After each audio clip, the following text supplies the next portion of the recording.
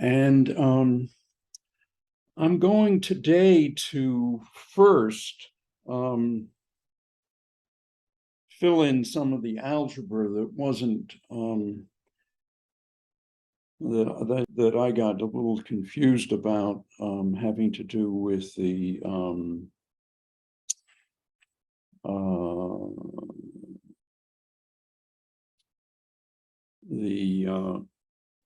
expressions for the square root of x plus I, y.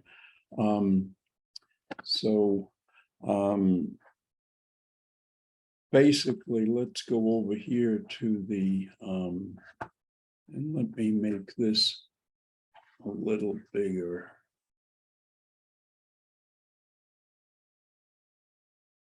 We can go up to maybe something like that. Well, maybe that's a little too big.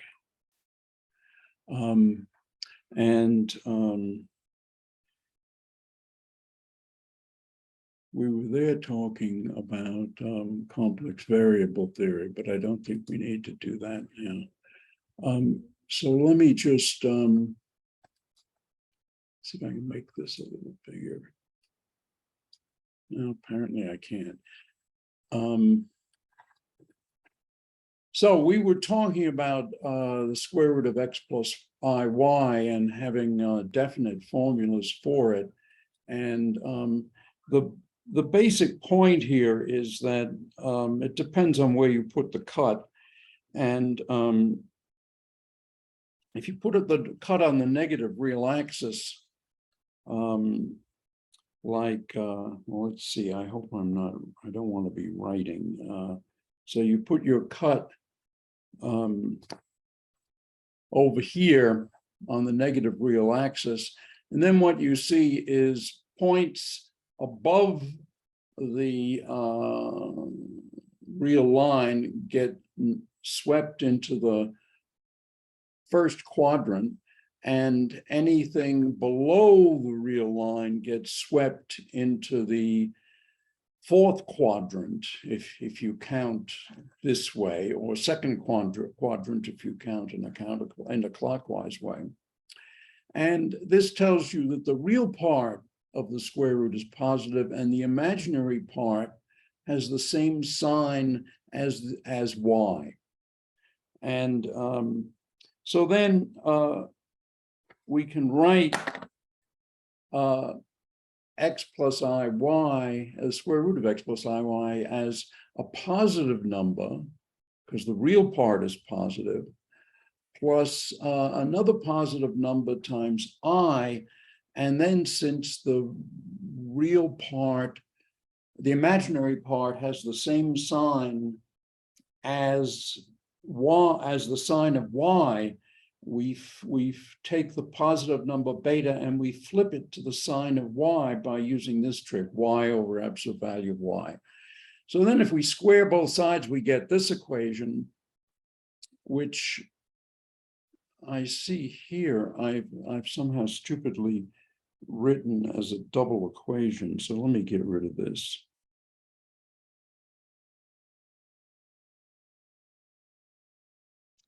And that equation we can interpret as two, any complex equation is two real equations. And the real equation is x is alpha squared minus beta squared. And the imaginary part of this equation is the absolute value of y, or literally it's y equals 2 alpha beta y over absolute value of y. If you cancel the y's, then you have absolute value of y is 2 alpha beta. And so this is really quite simple. I don't know why I got confused yesterday, but anyway, this equation says that alpha squared is x plus beta squared. Beta on the other hand is absolute value of y over 2 alpha. So when you square it, you get y squared over 4 alpha squared. You multiply by alpha squared and you get this equation. This is a quadratic equation for alpha squared. And so you get alpha squared is this. But if we chose the minus sign, alpha squared would turn out to be negative. And we know that alpha is not only real, but positive. And so we have to choose the plus sign. So alpha is this, and then beta squared is just alpha squared minus x. So that is, so alpha squared is this, minus x means that we flip the sign over here, and we have, and then, so beta squared is square root of x squared plus y squared minus x over 2, and you take the square root and you get that. So that gives you the formulas that we originally, that I gave you yesterday for, in fact, if I maybe I should just show them to you again. Complex variable theory. Oh my goodness, where was it in complex variable theory? 631. It would be logarithms and cuts, because that's what we're talking about here. And so you wind up then with these expressions here. Beta is this, and remember here that we then express x plus I, square root of x plus I y like this as alpha. So then this is alpha, and then we have I, and y over absolute value of y is just sine of y. Beta is this thing here, and we get that. If you carry out the same analysis in the case of a cut on the positive real axis, well, what happens when you have to first look at at what happens to z when you take the square root of z, or square root of x plus iy, and you have the cut on the positive real axis. Well, what happens is anything, let's see, points in the upper half plane stay in the upper half plane. Points in the lower half plane go to the upper half plane. So the imaginary part of the square root is always positive. On the other hand, what happens to these points? Well, points that are in the lower half plane get thrown into the second quadrant. You see, the green one here goes over there, the red one goes over there. So they get thrown into the second quadrant, and ones that are in the second quadrant get thrown into the first quadrant.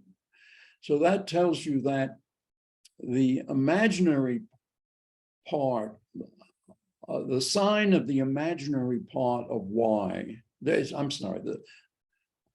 tells you that the sign of y is the same as the sign, or the sign of the real part of the square root of x plus iy is the same as the sign of y. That is to say, if y is positive, then things start out in the upper half plane and they get tossed into the first quadrant. So the real part of the square root is positive. If, on the other hand, things are in the lower half plane, so that y is negative, they get tossed into the second quadrant, which means that the real part of the square root of x plus iy is negative. And so here what you do is you carry out the same analysis, and it turns out you get the same two equations, but your interpretation of alpha and beta are different. That is to say, in, let me see if did I do that in detail? No, apparently I didn't do it in detail. Anyway, that's what happens. You get the same two equations, and you wind up being able to say you get this expression here. I'm just wondering, I thought I maybe did a little more of that, but I guess not. So the second thing that I want, oh, yes, I did it in pen and ink. So maybe what I can do, let's see, let's see if I can find space. Where, in fact, am I here now? Oh, yes, up here.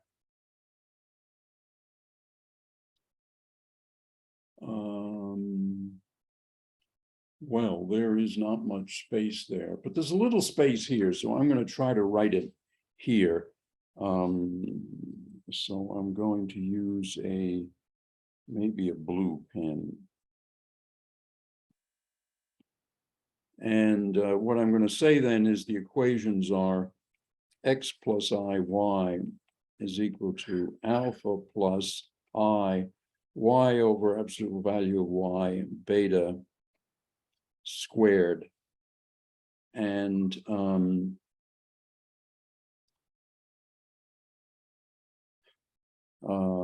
so this is then alpha squared minus beta squared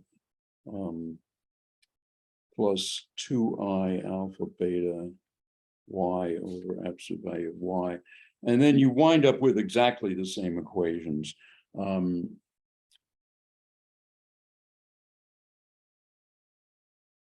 Actually, now that I think about it, what I just wrote down is not quite correct. So let me fix it for you. So let's do this correctly. What we see in this particular case with the cut on the positive real axis is that the imaginary part is positive. So that's, oh, this is x plus iy. Oh, I'm sorry. God, I am making so many mistakes. Okay. So this is going to be plus I beta, where beta is positive. On the other hand, this is going to be a positive number alpha, but it's going to have the same sign as y over, as the same sign as y. And so then when you multiply these out, you get that the real part is alpha squared minus beta squared. And once again, you see you get the same, when you square this, you get the same right-hand side. So you have the same equations. It's just that the interpretation of the equations is different. And it's namely that the square root of x plus iy is now equal to y over absolute value of y times alpha plus I beta. And you solve, you get the same, you solve the equations, you get the same values of alpha and beta, but now the interpretation is different. The alpha gets multiplied by y over absolute value of y, and beta comes down without any sign. Okay, so that's it's surprising to me that something so simple can be so confusing, but apparently it is. Let me now switch back to that example that I told you about yesterday, and I said to you that that it's that I found it something of a fascinating example, and I in particular said to you that it was quite amusing. And so I played with it a bit last night and found it even more amusing than I said to you. And it's something like chaos is what it's showing here. So I don't know if it's quite technically chaos, and it's not a function, it's a set of differential equations. But let's just look at it. If we set the parameter, let's see, I should go to the right page here in the book. So let me go to differential equations, and it was systems of differential equations. And it was, in fact, this simple system here. I don't know if I invented this or if I found it somewhere in the literature. I think I might have invented it. And what I found was for g equal to 1, we get this. So let me just, g is this coefficient here. So it's the, if you set g equal to 0, then you have an equation for X and an equation for Y, and they have nothing to do with each other. And so what you'd expect is that X and Y would bounce up and down independent of each other. And in fact, they do. In fact, I could even do it for you get rid of the inhomogeneity, I mean, the coupling, and I'll just run that, and bingo, that's what we get. And so it's just remarkably different. But now if we instead go to some small value, let's say 0.017. Let's just look at that case. Turns into something completely different. And I'm just trying to remember which ones were. If we now go to, say, 0.018, quite different, you see. And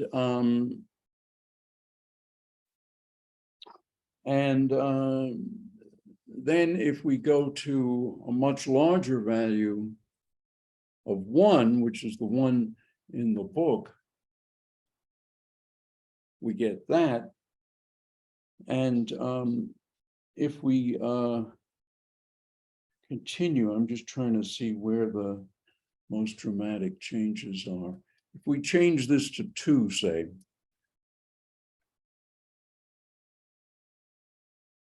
considerable difference. I mean, just amazing difference. Suppose we go down to 1.1, say.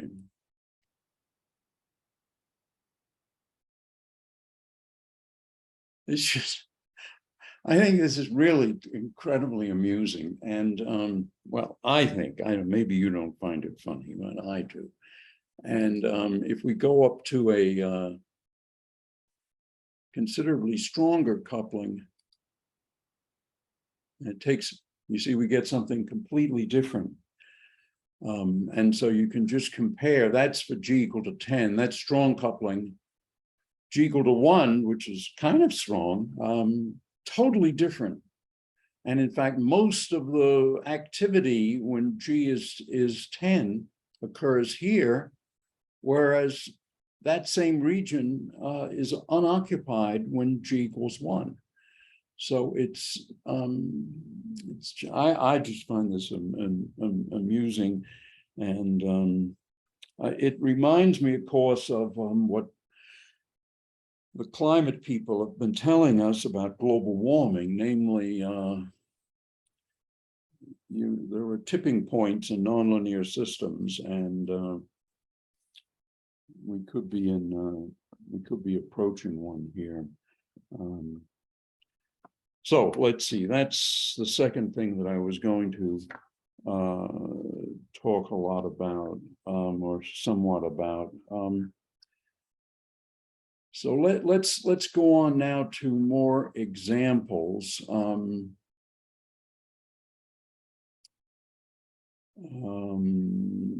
Well, we were talking about second-order differential equations, and so that's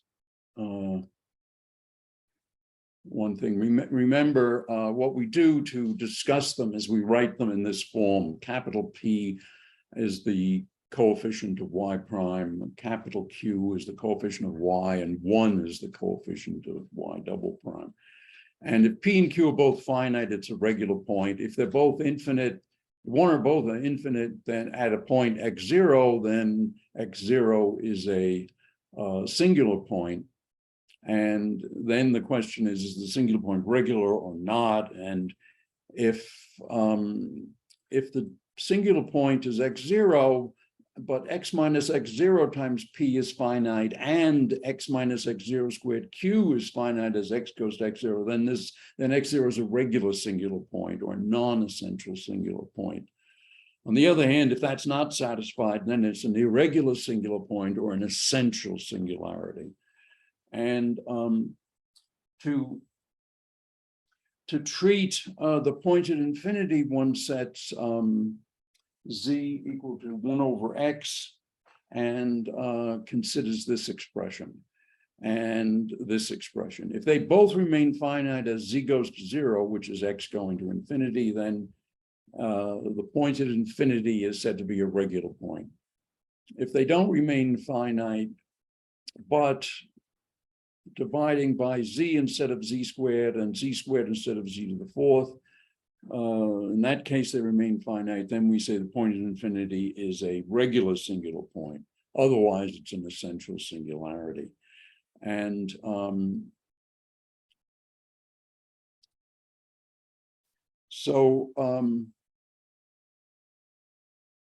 let me see what I was telling you about.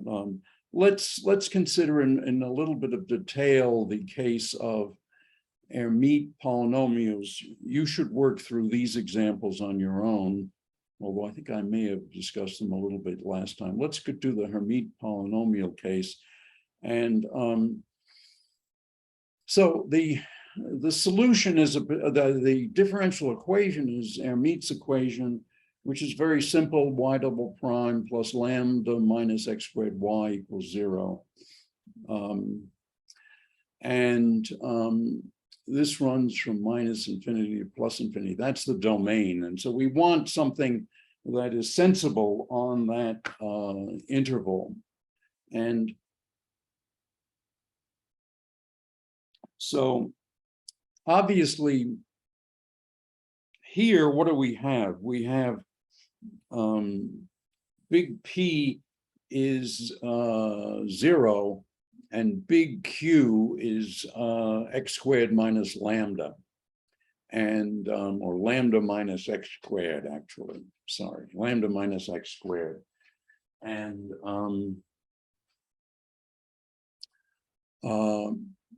so they are both finite for all finite values of x, but on the other hand, as x gets very, very large, then Q diverges.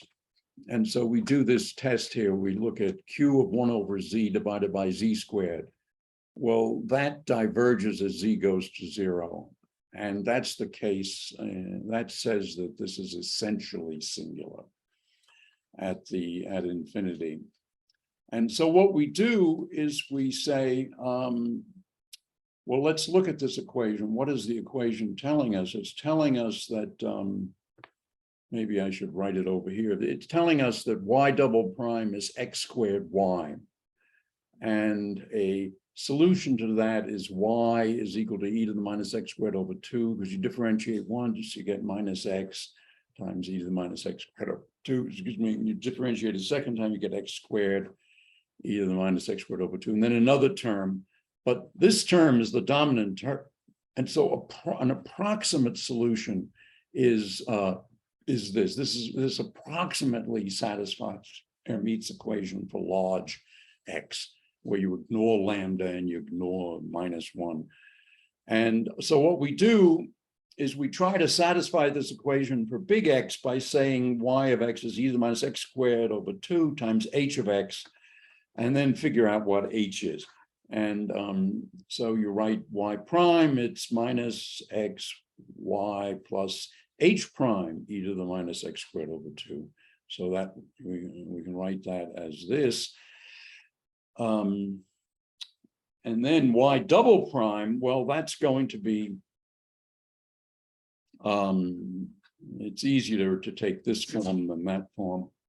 Y double prime is e to the minus x squared over 2. You do, well, I guess I did use this form.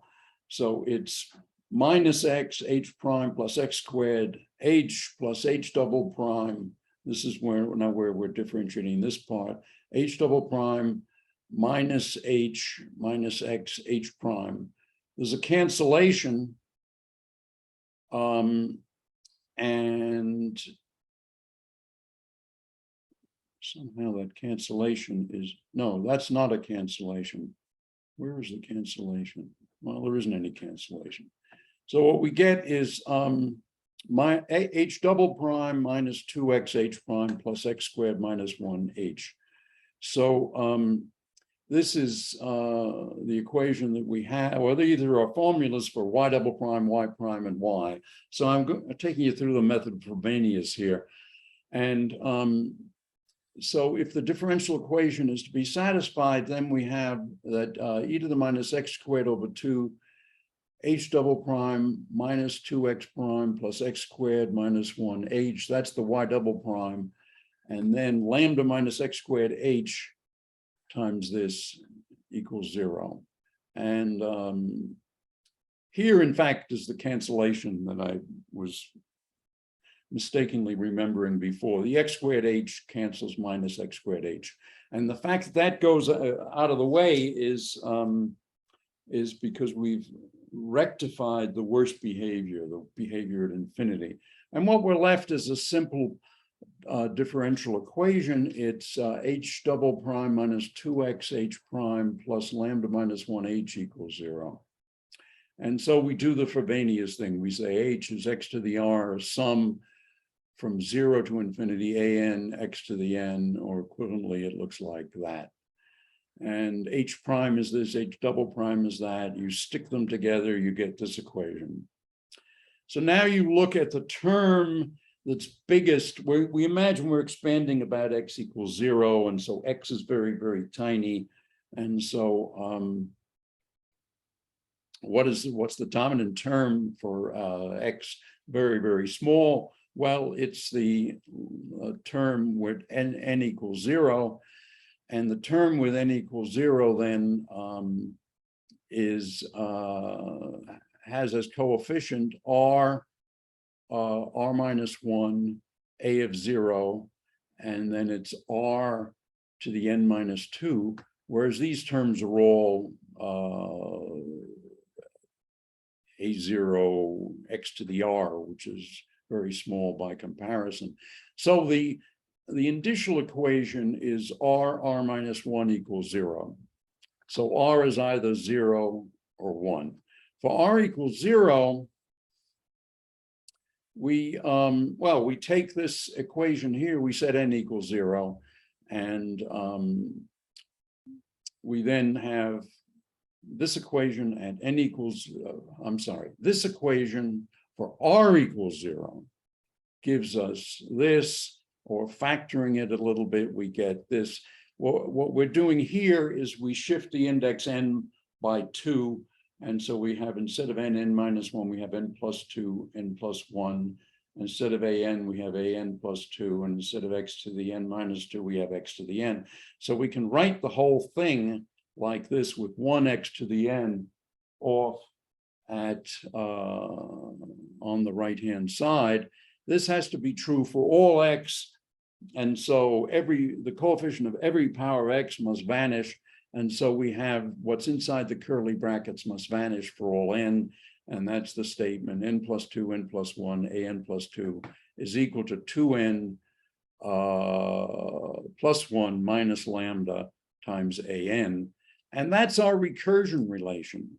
And this is an interesting recursion relation because it tells us an plus 2 is related to an by this funny factor, 2n plus 1 minus lambda over n plus 2, n plus 1. Now, if lambda is 2n plus 1, this thing terminates and we get the Hermit polynomial. On the other hand, if lambda is not equal to 2n plus 1, then the series is infinite, and it looks like this. An plus 2 is 2 over n plus 2 an, because the n plus 1, well, did I do this correctly, actually? Well, we're going to ignore anything that isn't proportional to n. So we have 2n over n plus 2n. So this is 2 over n plus 2, essentially. We're going way out in the series to see how it behaves for large n. And so it's n plus 2 is 2 over n plus 2 an. And so effectively, it's a sub 2n is 2 to the n a0 over 2n w double factorial. And so h of x then turns out to be an infinite series kind of like this. So it's 2 to the n x to the 2n a0 over 2n double factorial. But 2 to the n over 2n double factorial is approximately 1 over n factorial, and this numerator here, this factor here is x squared raised to the power n times a0, and if a0 is 1, this is just e to the x squared. But then y of x, you see, is e to the minus x squared over 2 times e to the x squared, so that's e to the x squared over 2. That's not square integrable. And it's always finite, so the series converges, but it converges to a function that's not square integrable. So if we want this to be a function that makes sense, it's in our Hilbert space, or to represent a physical quantity that's or a state that is normalizable, then we need lambda to be an eigenvalue. In other words, we need it to be an integer, in fact, an odd integer. And then h of x is a polynomial, it's a Hermit polynomial. If we repeat this analysis for r equals 1, what we get is a recursion relation of the form an plus 2 is 2n plus 1 minus lambda over n plus 2n plus 1 an. And again, it terminates if lambda is 2n plus 1, and if it doesn't, it has the same pathological behavior of being not square integrable. Not even close to being a square integrable, because it diverges as e to the x squared over 2.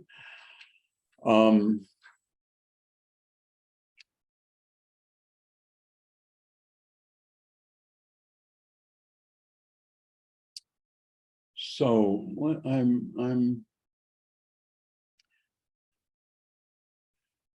we could have seen some of this in advance by just looking at the thing. The equation is of the form, we write it in terms of P and Q, then capital Q is lambda minus x squared, P is 0. If we set z equal to 1 over x, we get that Q of 1 over z divided by z to the 4th diverges as z goes to 0. So it's a singular point, but Q of 1 over z squared is this expression. It's lambda over z squared minus 1 over z to the 4th. That also diverges. So the Hermit equation has an essential singularity at infinity. And I think that's what I said to you earlier. We can talk about the hydrogen atom now, I think, because that's so important. It's sort of it's one of the Rosetta Stones of quantum mechanics. And so let me shift down in the book to the hydrogen atom. And we're talking about the non-relativistic hydrogen atom, no spin, no gamma matrices. The non-relativistic hydrogen atom, we can write it in this form, the radial equation. We can write that derivative term either as r squared r prime prime or as r squared r double prime plus 2r r prime. And so P is 2 over r and Q is alpha plus beta plus gamma. I should have said ABC because gamma looks a lot like r, but I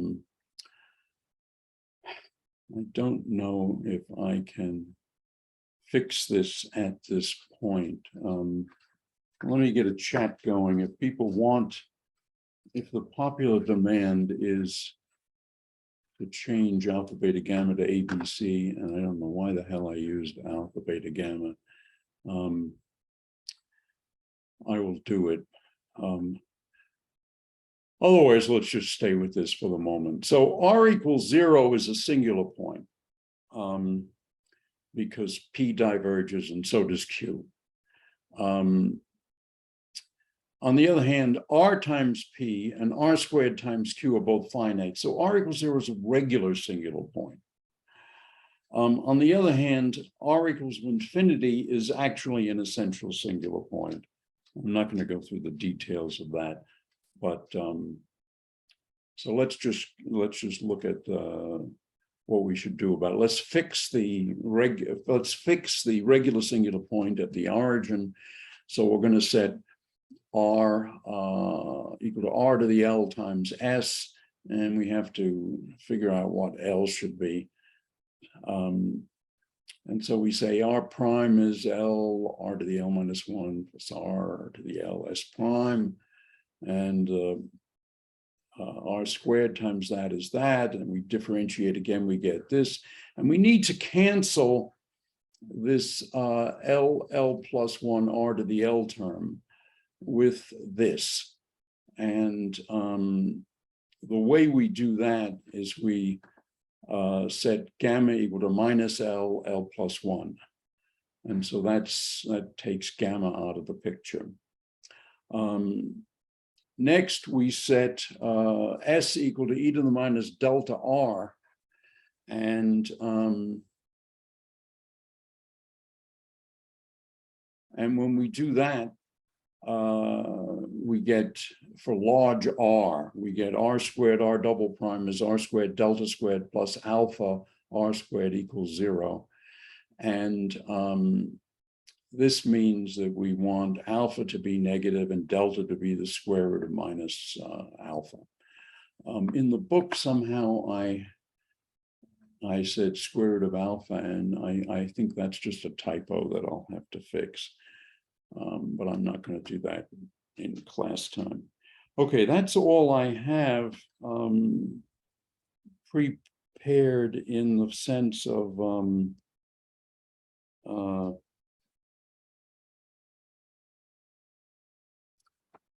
written on the iPad already. Let's instead go on to Fuchs's theorem. We're not going to derive Fuchs's theorem. So let me just state what the theorem is. It's basically when you use the method of Frobenius, you can get into trouble if there's at a singular point. You can get either one solution or no solutions. What Fuchs showed is that if you apply Frobenius's method to a linear homogeneous second order ordinary differential equation, which is what we're talking about, and that's what occurs in quantum mechanics all the time, and you expand about a regular point or a regular singular point, you always get at least one power series solution. So in other words, the Frobenius method always works and gives you at least one solution. If the two roots of the initial equation are the same, you only get one. If the two roots differ by a non-integer, you get two solutions. If they differ by an integer, use the bigger root because that'll give you a sensible solution. And an example of that is Legendre's equation. The R equals 0 and R equals 1 roots lead to the same equation. And for the harmonic oscillator and Hermit's equation, the two roots, R equals 0 and R equals 1, they actually lead to different solutions. So what Fuchs showed is worst case. Worst case are that if they're equal, you get only one solution. If they differ by an integer, the big one yields a solution. But the lower one can also lead to a solution in some cases, if you're lucky. If they differ by a non-integer, you get always two solutions. All right, now something completely different namely even and odd differential operators. And so the idea is, imagine that you have a function called x to the k, and you differentiate p at p times, you multiply it by x to the n. What happens? What do you get when you do that? Well, you get x to the n plus k. You get x to the n plus k minus p, because you differentiated p times and you multiply by x to the n, and you get a coefficient, which is k factorial or k minus p factorial. And now you replace x by minus x. Well, you obviously just get a factor of minus 1 to the n plus k minus 1, n plus k minus p. And so what we say then is that the differential operator, x to the n d by dx to the p, turns into minus 1 to the n minus p, x to the n d by dx to the p. And I don't know why I wrote this equation. This is equal to, this equals that, and they're exactly the same. So let me just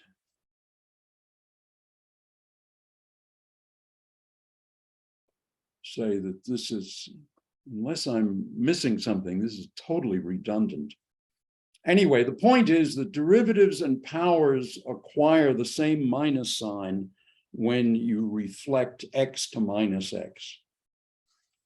And of course, that's what you do. You'd imagine if you just take d by dx, and you can just say d by dx goes to d by d minus x, and that's minus d by dx. So that simple analysis is actually true, and this is sort of a derivation that shows you that it's true without any leaps of faith. So let's consider the reflected form of a general differential operator, h0 of x, h1 of x, d by dx, h2 of x, d2 dx squared. And if we reflect that, we get h0 minus x. The derivative gives us a minus sign. The two derivatives give us two minus signs which cancel. And so the reflected form of this is that. And then we say that L is an even differential operator if it's unchanged by reflection. And what does that mean? That means that h0 is an even function of x, h1 is an odd function of x, and h2 is an even function of x. And then you get L of minus x is L of x. On the other hand, L is odd under reflection if h0 is an odd function, h1 is even, and h2 is odd. And then you get L of minus x is minus L of x. Now, obviously, not every differential operator is even or odd. On the other hand, you can always write a function f of x in the form a half f of x plus f of minus x plus a half f of x minus f of minus x. This is by construction even under reflection. This is by construction odd under reflection. So if we write a differential operator as a half L of x plus L of minus x plus a half L of x minus L of minus x, this part is even, that part is odd. So we can always write a differential operator as the sum of an even differential operator and an odd differential operator. Many of the differential operators of physics start out, of non-relativistic quantum mechanics, start out as minus h bar squared over 2m d2 dx squared, or minus h bar squared over 2m grad squared. And so what is that? That means that H2 is simply minus, H2 is minus 1, and so it's even. The H2 is even, and the differential operators are often even.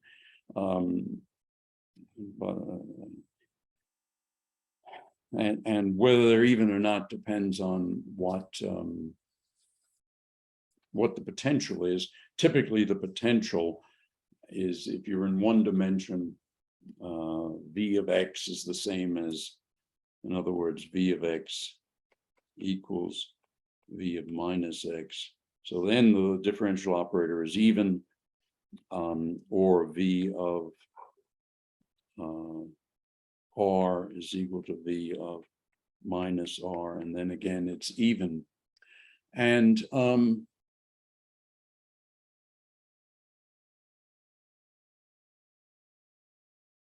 so let's go back to this. If y is a solution, so let's suppose we have a solution of the ODE L of x, y of x,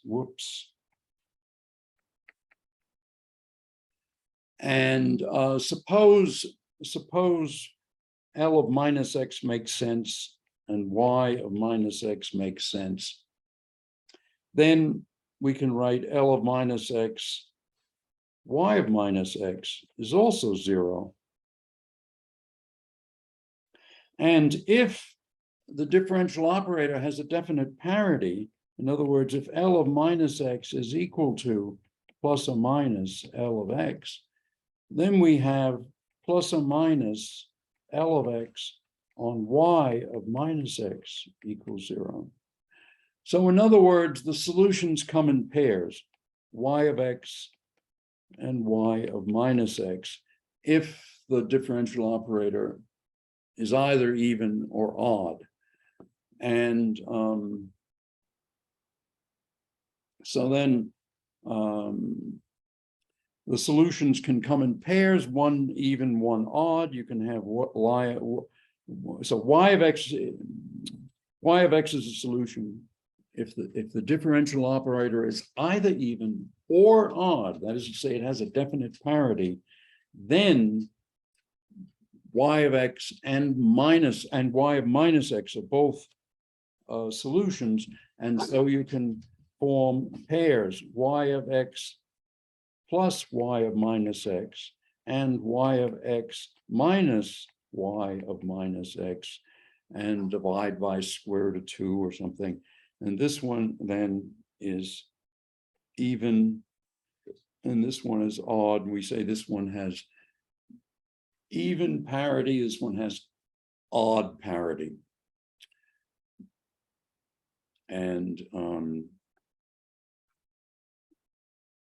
so let's now switch to something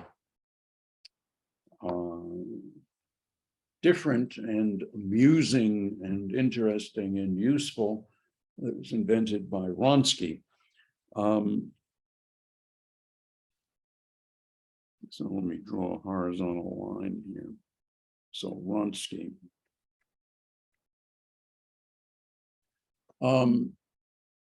So suppose n functions are linearly dependent. Then if they're linearly dependent, then there's a set of coefficients, not all of them, at least one of which is non-zero, such that this sum vanishes for all x. So if we differentiate n times, we get that the sum of the derivatives with the same coefficients also vanishes. And so we can define a matrix. And this is a matrix Yij, and up here it has just the functions y1, y2. Let me do the 2 by 2 case. y1 prime, y2 prime. So this is actually the most important case, which is the simplest case.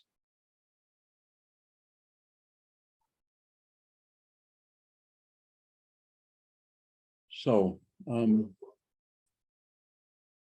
this is called the Wronskian. It's and of course if you have 3 functions, then you have y1, y2, y3, and then you have the second line is y1 prime, y2 prime, y3 prime, and the third line is y1 double prime, y2 double prime, y3 double prime. Anyway, that's the Wronskian.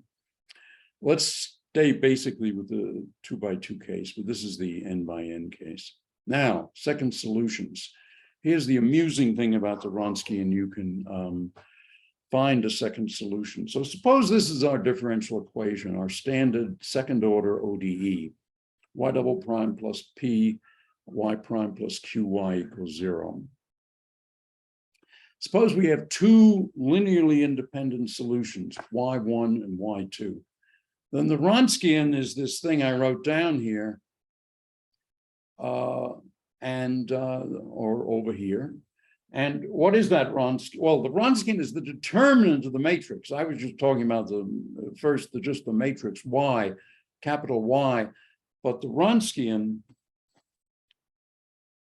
W is the determinant of Y, which is y1, y2 prime minus y2, y1 prime. So that's this expression. And if they're linearly dependent, it vanishes. If they're linearly independent, it doesn't. And so we're saying here that this is not equal to 0 because these are two. Suppose there are two linearly independent solutions. Then one of the amusing things is that the derivative of the Wronskian is y1 prime, y2 prime, plus y1, y2 double prime, minus y2 prime, y1 prime, minus y2, y1 double prime. But now what we see is that two of these guys cancel. Namely, this one cancels this one. And so what we have is that the derivative of the Wronskian is y1, y2 double prime minus y2, y1 double prime. On the other hand, we can write both of these functions satisfy the same differential equation, or we're assuming that they are two linearly independent solutions of the same differential equation. So we have y1 double prime plus p y1 prime plus q y1 equals 0, y2 double prime plus p y2 prime plus q y2 equals 0. So we can substitute in this equation. The derivative of the Wronskian is y1, and what's y2 double prime? Well, that's minus p y2 prime minus q y2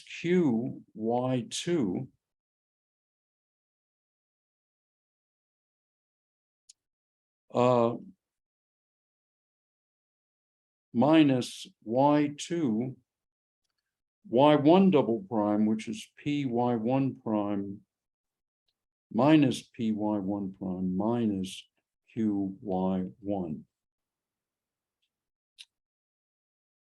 I don't know if I flipped a sign. No, I actually just factored out the sign. And there's some cancellation here. The y1, let's see, which one cancels? The one, y1, y2 prime survives. So the y1, y2 must cancel. Right, so we have y1, y2 times minus q, and over here we have y1 times y2 times plus q. So that thing cancels. So what we have here is minus p y1, y2 prime plus p y2, y1 prime. And this is the same thing as minus p times the Wronskian. And so this is a very interesting equation. This tells us that w prime over w is equal to minus p, or log of the Wronskian, the derivative of the log of the Wronskian is minus p. Whoops, oh God. And we can integrate that, namely log of w, log w is equal to the integral, or minus the integral of p up to x.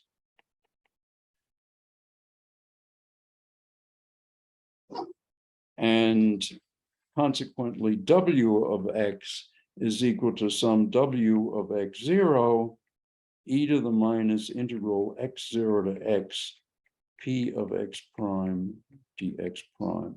So that's what we get here.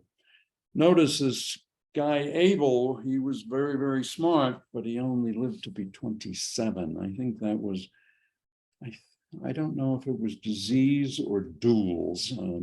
He might have fallen in love with the wrong woman and been killed in a duel by her husband. I don't know, actually. It might have been the flu or TB. It was a dangerous era.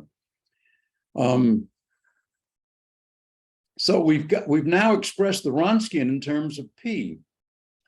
And so now we know what the Wronskian is. So the Wronskian is a known function in terms of P. And so in particular, we know that the Wronskian is just this determinant y1, y2 prime minus y2, y1 prime. But we can write that as y1 squared d by dx of y2 over y1, because when we differentiate with respect to y2, we get y2 prime times y1, and then we differentiating with respect to y1, we get, or not with respect to differentiating y1, we get minus y1 times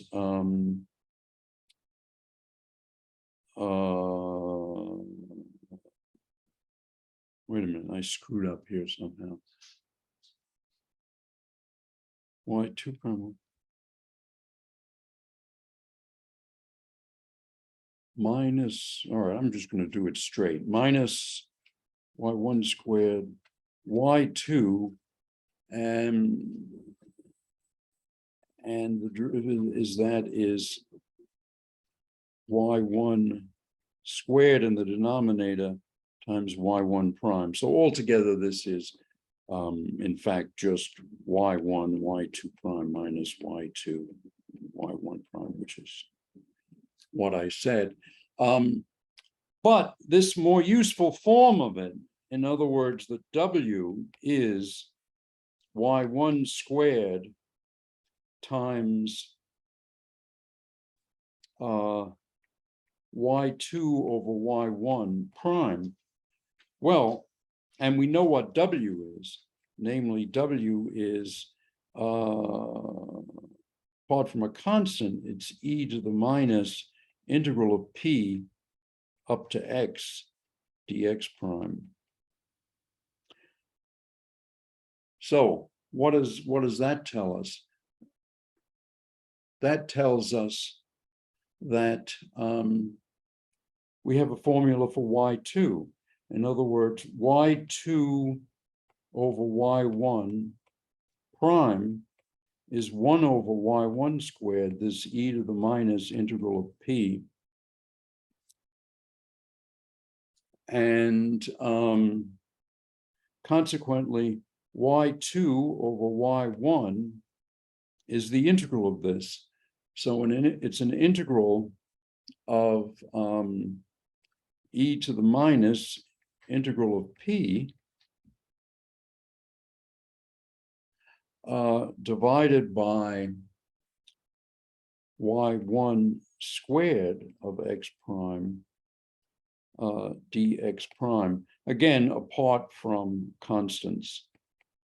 And so the final formula then is the one that's given on the screen here. Y2 is, we can ignore this because we're just trying to find a function, and an additive constant doesn't make any difference.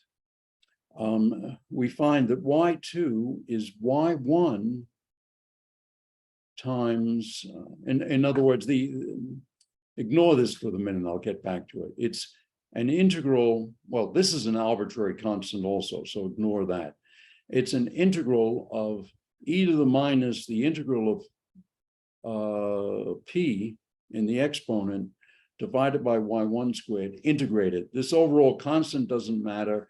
And this constant doesn't matter because it's just a multiple of y1, and we're going to throw that away anyway. We want y2 to be independent of y1, linearly independent. So any sharing of y1 by y2, we want to throw away.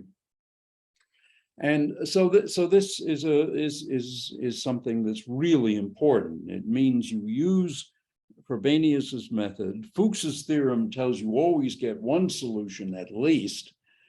And so then once you have one solution, you use Wronski's trick to get a second solution. So you always get two solutions. And so the bottom line then is if you expand by Frobenius's method about a regular point or a regular singular point, you get, and you use Wronski's trick, you get two solutions that are linearly independent. So you always get two solutions to a second order linear homogeneous ODE about a regular point or a regular singular point. There's a special case in which P vanishes. Then the Wronskian the derivative of the Wronskian vanishes, and this expression becomes simpler. In other words, P is just 0. So the exponential is just 1, and it's just so y2 is y1 times an integral of 1 over y1 squared, basically. So it's basically this. And so now you might say, well, that's hunky-dory. Why don't we get 3 solutions? So let's assume we had 3 solutions. Let's suppose we had 3 linearly independent solutions to this second order ODE, where P and Q, of course, are functions of X. Then the third order Wronskian would be y1, y2, y3 in the first row, y1 prime, y2 prime, y3 prime in the second row, and y1 double prime, y2 double prime, y3 double prime in the third row. On the other hand, y1 double prime is minus p y1 prime minus q y1, and the same thing for 2 and 3. And so we can write this like that. But what do we have? That means that we have a determinant of a matrix in which the third row is a linear combination of the first 2 rows. It's minus p times the second row minus q times the first row. So it has to vanish. So any 3 solutions of a second order ODE are linearly dependent.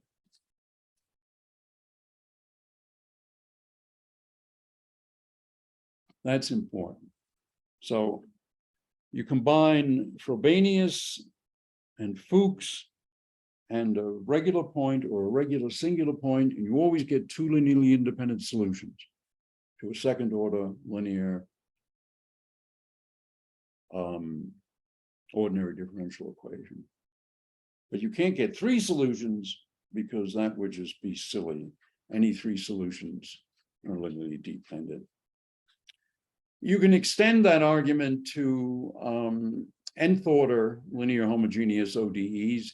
You just, instead of making let's do the case, well, let's just go to the case. Suppose you had this situation here, but it was a third order differential equation. Well, then for a third order differential equation, y1 double prime would not be a linear combination of the first 2 of these 2 guys. It wouldn't be a linear combination. In other words, the third row would not be a linear combination of the first 2 if it was a third order differential equation. On the other hand, you couldn't have a 4x4 matrix with 4 linearly independent solutions because the third order differential equation would give you the 4th row was a linear combination of the first 3. So that basically is that. I don't see any questions in the chat. We've got 11 minutes left, and I was planning, let's see, I was planning just on saying a few things about boundary conditions and then quitting. So there's certainly time for more for questions. Anyway, let's look at boundary conditions. So we have an nth order linear homogeneous ordinary differential equation has at most n linearly independent solutions. So we can make it unique by requiring it to satisfy n boundary conditions. And one way of writing that is to say, well, the general solution is a linear combination of the n linearly independent solutions. So, I mean, frankly, if we're talking about, for practical purposes in physics, everything's second order, or almost everything.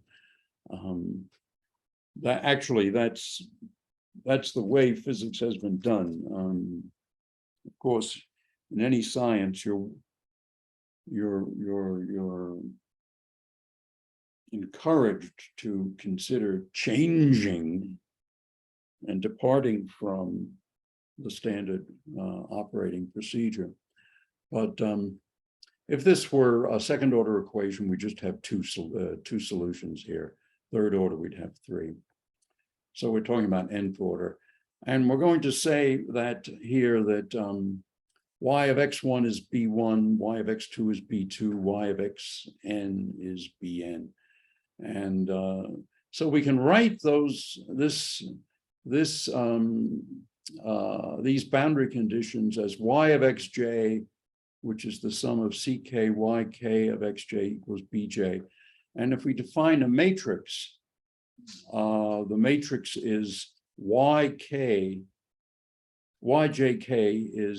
is this. So in other words, in the 2 by 2 case, capital Y is a matrix, and the first row, actually, I think I've written this in a funny kind of way. No, I think I did write this one. This is Y1 and Y1, and this is X1, and this is X2, and this is Y2. Wait a minute, no, I did it backwards. Yeah, let's call, oh, I am making a mess of this. Let's see, the column index is the function. Okay, so this is X1, Y2 of X2. And if I try to spruce this up a bit,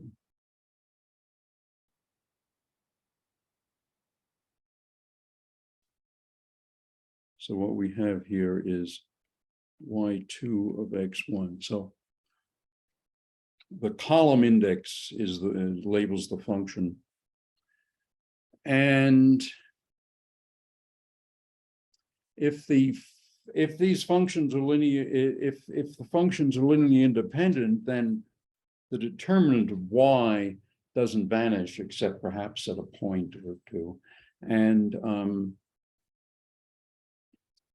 so the boundary conditions then that we just wrote down here are y, the sequence of coefficients equals b. In other words, if the coefficients are, in other words, this is y on, let us say, C1, C2 equals b equals B1, B2, then this is saying that C1 Y1 of X1 plus C2 Y2 of X1 equals B1, and C1 Y1 of X2 plus C2 Y2 of X2 equals B2. So that's what we're dealing with. And the determinant of Y is non-zero. And so we just see that the coefficients C are Y inverse times B. And so we have a unique solution. And so, in other words, if you have n linearly independent solutions and you give them n boundary conditions, you get a unique solution. In the case of second order, 2 boundary conditions, you get a unique solution. Now here I was considering as the boundary conditions values of the functions at different points. What you can do is you can say, well, it's not that, it's actually their derivatives have to assume various values. And so then you get a more complicated equation, and it looks like this. You have the arbitrary coefficients. You want to find the arbitrary coefficients such that you satisfy these boundary conditions at, say, xj, the sum of ck, yk, the nth derivative is equal to bj. And so now the matrix is, for example, a matrix of derivatives.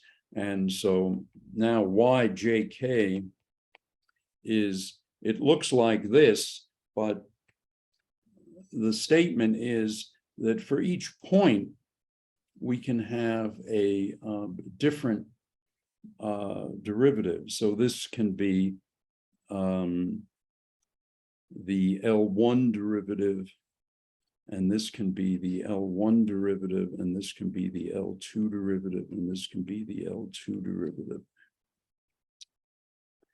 And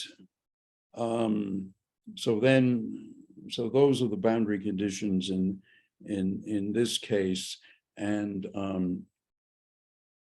once again, you can find that you get a unique solution. N conditions for an nth order equation give you a unique solution. What if all the b's are 0? Then you have a homogeneous equation. I'm sorry, then you have homogeneous boundary conditions. And then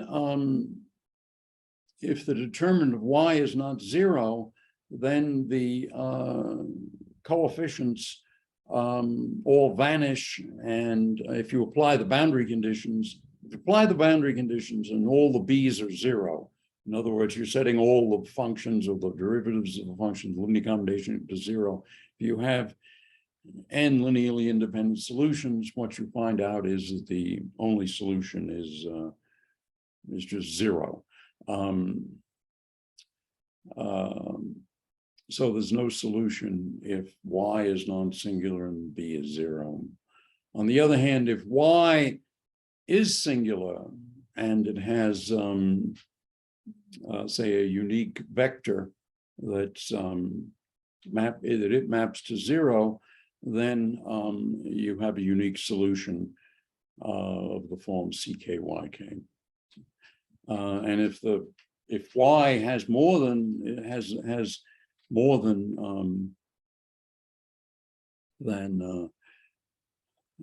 two, in other words, if its rank is not n, if it's n by n and its rank isn't n or n minus 1 but n minus 2, then the solution is not unique.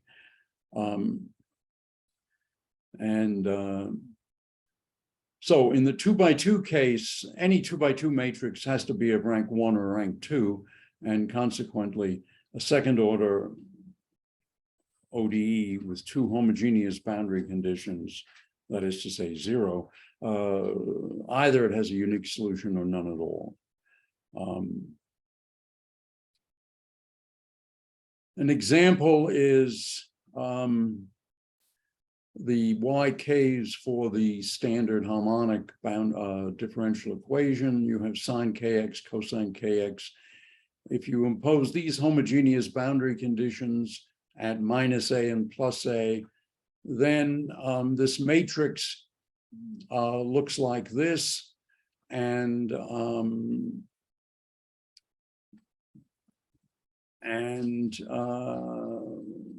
the determinant is minus 2 sine cos of Ka. It vanishes only when the Ka is n pi over 2, and so you get no solutions for that. But if Ka is n pi over 2, you do get a solution. Well, I think there's just not enough time to go through this example in detail. So this, that's the end of the week. I'll put this on YouTube shortly. And next week, let me just show you what we'll be doing next week. I guess I'll do WKB, and then we'll make some definitions of self-adjoint differential operators and systems, and go through some formal stuff that is stuff that's assumed in all courses on quantum mechanics, namely that your self-adjoint or Hermitian Hamiltonian has a differential form that is Hermitian or self-adjoint, and that there are solutions that have solutions for when certain parameters assume certain discrete values, in other words, are eigenvalues, and then the corresponding function is an eigenvector, and these eigen solutions then form a complete set, and you can expand any function in terms of them. And that is something that's fundamental in quantum mechanics. But in most courses on quantum mechanics, there's no time to explain that. And so I'm going to try to explain that here. And I'll start it next week.